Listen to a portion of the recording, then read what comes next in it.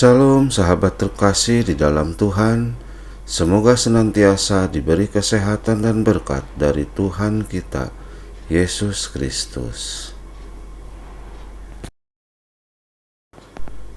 Bacaan dari kitab 2 Petrus bab 3 ayat 1-16.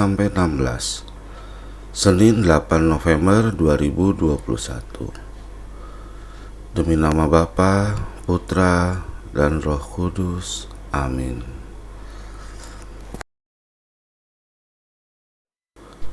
Hari Tuhan. Saudara-saudara yang terkasih, ini sudah surat yang kedua yang kutulis kepadamu.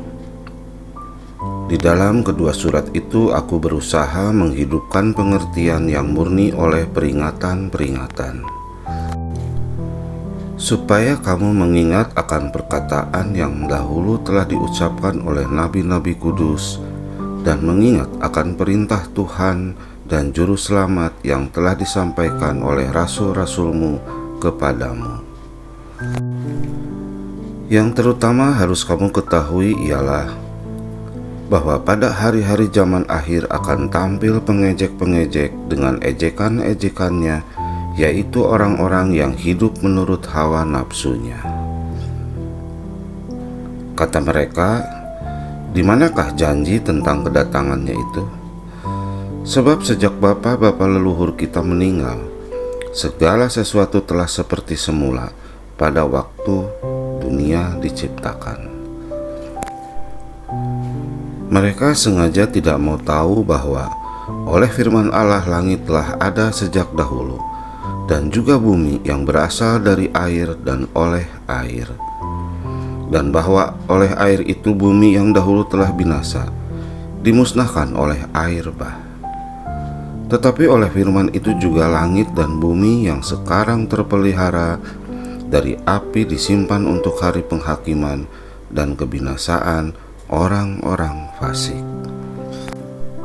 Akan tetapi saudara-saudaraku yang kekasih, yang satu ini tidak boleh kamu lupakan, yaitu bahwa di hadapan Tuhan satu hari sama seperti 1000 tahun, dan 1000 tahun sama seperti satu hari. Tuhan tidak lalai menempati janjinya, sekalipun ada orang yang menganggapnya sebagai kelalaian. Tetapi Ia sabar terhadap kamu, karena Ia menghendaki supaya jangan ada yang binasa, melainkan supaya semua orang berbalik dan bertobat. Tetapi hari Tuhan akan tiba seperti pencuri. Pada hari itu langit akan lenyap dengan gemuruh yang dahsyat, dan unsur-unsur dunia akan hangus dalam nyala api, dan bumi dan segala yang ada di atasnya akan hilang lenyap. Jadi, jika segala sesuatu ini akan hancur secara demikian, betapa suci dan salehnya kamu harus hidup, yaitu kamu yang menantikan dan mempercepat kedatangan hari Allah. Pada hari itu langit akan binasa dalam api, dan unsur-unsur dunia akan hancur karena nyalanya. Tetapi sesuai dengan janjinya, kita menantikan langit yang baru dan bumi yang baru, di mana terdapat kebenaran. Sebab itu saudara-saudaraku yang kekasih, sambil menantikan semuanya ini, kamu harus berusaha supaya kamu kedapatan tak bercacat dan tak bernoda di hadapannya dalam perdamaian dengan Dia. Anggaplah kesabaran Tuhan kita sebagai kesempatan bagimu untuk beroleh selamat. Seperti juga Paulus, saudara kita yang kekasih, telah menulis kepadamu menurut hikmat yang dikaruniakan kepadanya. Hal itu dibuatnya dalam semua suratnya, apabila ia berbicara tentang perkara-perkara ini. Dalam surat-suratnya itu ada hal-hal yang sukar dipahami, sehingga orang-orang yang tidak memahaminya dan yang tidak teguh imannya memutarbalikannya menjadi kebinasaan mereka sendiri, sama seperti yang juga mereka buat dengan tulisan-tulisan yang lain. Demikianlah sabda Tuhan. Syukur kepada Allah. Tema hari ini adalah waktu tambahan. Dalam pertandingan sepak bola dikenal adanya istilah injury time atau waktu tambahan. Setelah waktu resmi 45 menit untuk satu babak selesai. Waktu tambahan diberikan karena ada beberapa menit yang terbuang untuk merawat pemain yang cedera atau wasit melayani protes pemain. Sekalipun waktu tambahan ini jarang lebih dari 5 menit. Para pemain tidak boleh lengah, karena beberapa menit itu bisa menjadikan kesempatan untuk mencetak gol dan mengubah kedudukan. Orang-orang Kristen abad pertama mulai diserang oleh para pengejek yang mengatakan bahwa pengharapan mereka akan kedatangan Tuhan adalah omong kosong.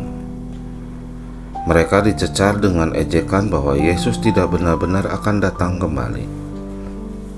Dan ia sudah lalai dengan janjinya. Buktinya, tahun-tahun telah berlalu dan Yesus belum juga datang kembali. Namun melalui surat Petrus, nasihat diberikan kepada jemaatnya bahwa lamanya waktu kedatangan Tuhan bukan karena kelalaian atau karena Tuhan berbohong. Lamanya waktu itu karena Tuhan memberi kesempatan kepada manusia untuk bertobat.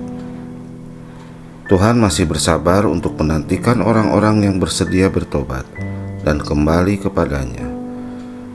Tuhan ingin sebanyak mungkin orang menerima keselamatan.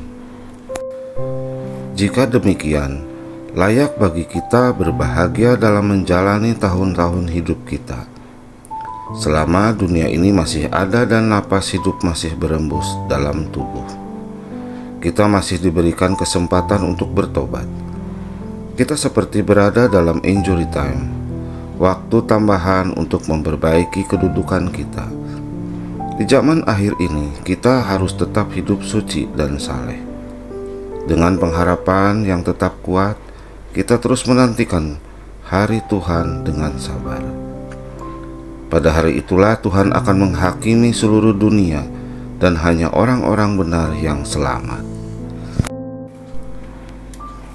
Oleh karena itu, jangan sampai waktu ini kita sia-siakan. Jangan lengah dan malah berbuat dosa. Jangan lengah karena kita tidak pernah tahu kapan kesudahannya. Jangan lengah supaya hingga akhir usia kita tetap bertahan dengan setia dan memegang pengharapan yang sejati. Dengan demikian, tidak sia-sia waktu yang diberikan oleh Tuhan bagi kita dan dunia. Demikianlah sabda Tuhan. Terpujilah Kristus. Terima kasih sahabat terkasih sudah mendengarkan firman Tuhan. Semoga kita diberkati Bapa, Putra, dan Roh Kudus. Amin. Terima kasih juga atas dukungan dan supportnya di channel ini. Jangan lupa like, komen, dan subscribe. Tuhan Yesus memberkati.